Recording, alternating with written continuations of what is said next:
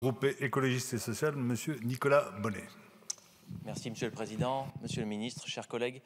Je voudrais vous interpeller, Monsieur le Ministre, sur la situation d'un EHPAD. Je ne le citerai pas, en tout cas que j'ai eu l'occasion de voir dans ma circonscription, un des deux EHPAD les plus chers du département. Donc on est en attente quand même d'avoir évidemment une forte qualité de soins. Et pour autant, cet EHPAD a été, il y a quelques années, racheté par un grand groupe qu'il avait, enfin le grand groupe en tout cas qu'il avait fondé, a été racheté par un fonds de pension américain il y a ça quelques années. Et voilà maintenant plus d'un an qu'il constate une très forte dégradation, aussi bien des conditions pour les résidents que des conditions de travail pour les personnels qui y travaillent. Alors, je ne sais pas si c'est un hasard ou pas, mais en tout cas, ça fait une certaine coïncidence entre ce rachat et peut-être cette recherche d'optimisation et ces conditions pour les résidents et pour les personnels.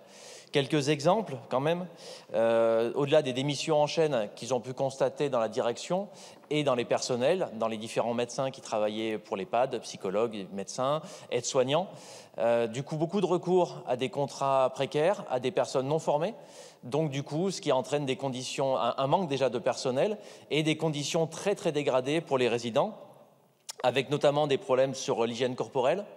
Le fait qu'aujourd'hui, les personnes mettent parfois plus d'une heure pour qu'on vienne les changer quand c'est nécessaire, le fait qu'ils soient douchés une fois par semaine, le fait qu'on ne leur brosse jamais les dents et des proches de résidents ont quand même fait des tests en mettant tout simplement un petit bout de scotch sur le dentifrice et ils se rendent compte 2 semaines plus tard que le dentifrice n'a jamais été utilisé.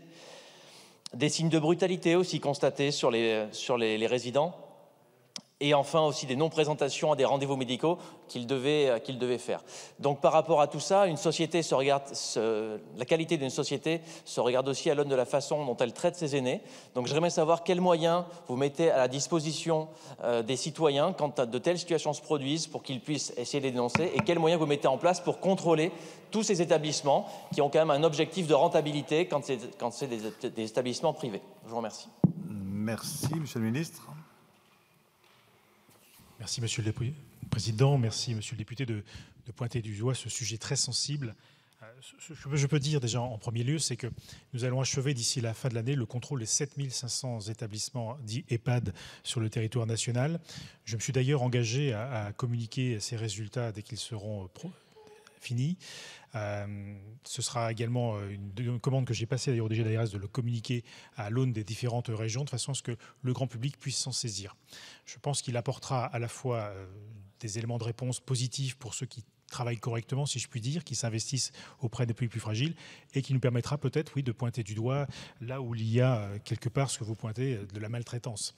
Je voudrais quand même rappeler que la politique de lutte contre les maltraitances donc, est évidemment un impératif auquel nous assignons, que nous souhaitons en faire une priorité nationale. C'était dans ma feuille de route et c'était d'ailleurs dans mon discours de prise de fonction, si je puis dire, que les résultats de l'enquête du CREDOC réalisée fin 2022 révélaient ainsi que dans un contexte de tensions multiples, le risque de maltraitance était la deuxième source d'inquiétude des Français après les maladies graves.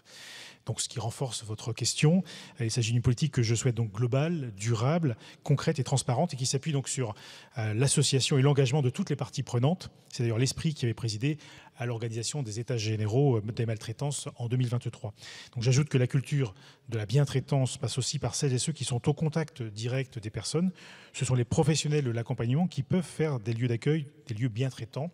Ils ont donc besoin d'être soutenus, formés et de trouver une vraie reconnaissance dans leur travail. Ce sera aussi l'objet de nos travaux, de faire en sorte qu'on facilite la remontée d'informations pour faire en sorte que les contrôles ciblés soient plus réguliers et surtout plus efficaces au regard de ce que vous évoquez. Alors les sujets ont l'air suffisamment précis et connus de votre part pour que vous puissiez me les communiquer pour qu'on puisse peut-être avoir un regard un peu plus éclairé sur la situation que vous dénoncez. En tout cas, je m'y engage.